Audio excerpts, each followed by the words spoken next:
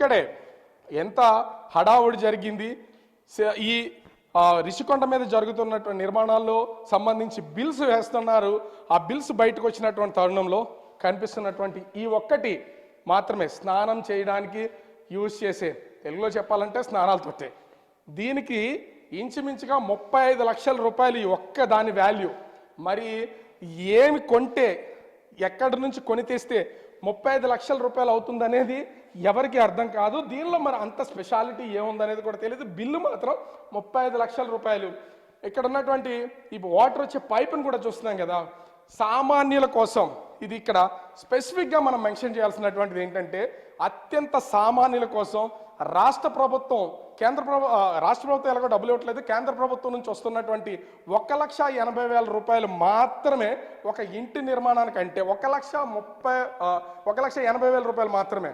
అంటే ఒక ఇల్లు మొత్తం, ఒక పేద కుటుంబం నుంచి వచ్చినటువంటి ఒక ఇల్లు మొత్తం నిర్మించుకోవడానికి 1,80,000 అయితే ఈ కనిపిస్తున్నటువంటి స్నానం చేయడానికి యూజ్ చేసే స్నానాలతోటే దీని కాస్తే 35 లక్షలు.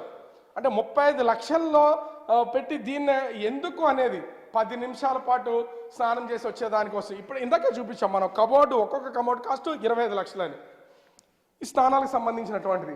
ఇక్కడ ఎంత ఉందో చూసారా, అంటే బిలో పావర్టీలో ఉన్నటువంటి వాళ్ళకి సెంటు స్థలంలో ఇంటి నిర్మాణం చేస్తున్నారు.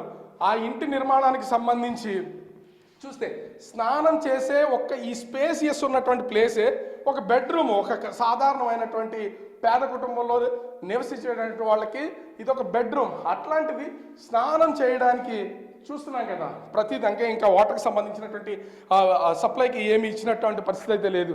ఇంత కాస్ట్ ఉన్నటువంటి దాన్ని మనమైతే చూస్తున్నాం. ఇక్కడ కూడా ఒక్కొక్కటి ఇంత వెడల్పులో ఇంత పెద్దవి చూస్తే ఈ కనిపిస్తున్నటువంటి ఈ ప్రతి కమోడ్ కాస్ట్ ఇంచుమించుగా 25 లక్షలు పెట్టారు. అంటే ఎన్ని కమోడ్స్ ఇక్కడ వాష్రూమ్స్లో పెట్టారో ప్రతిదానికి 25 లక్షలు. అంటే కొన్ని 100 కోట్ల రూపాయలు ఏ విధంగా నాశనం అయిపోయినాయో దీన్ని బట్టి అర్థం చేసుకోవచ్చు.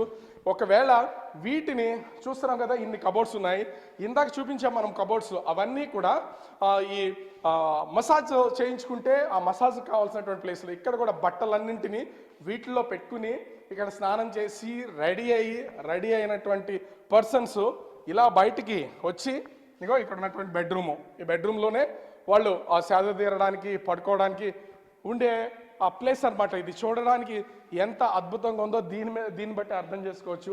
ఈ బిల్డింగ్ ఇంకో ప్రత్యేకత ఏంటంటే, ఎవరు రారు కాబట్టి, సీఎం హై సెక్యూరిటీ కాబట్టి ఖచ్చితంగా ఏసీలు ఉండాలి, ఫ్యాన్లు వేయాలి, ఇట్లాంటిది ఏమీ లేదు. ఎందుకంటే నిరంతరం ఇక్కడ అంటే అవకాశం ఏమన్నా ఉంటే బయట వైపుకి వెళ్ళడానికి డోర్స్ తీసే అవకాశం ఉంటే ఒకసారి మనము బయట వైపుకి వెళ్ళే లోపల నుంచి బయటికి, బయట నుంచి లోపలికి వెళ్ళే ప్రయత్నం అయితే చేద్దాం. కానీ డోర్స్ అన్నీ కూడా ఇప్పటికే లాక్ చేస్తున్నాయి, ఏ ఒక్కరు కూడా వెళ్ళకుండా. ఇది తీసుంది.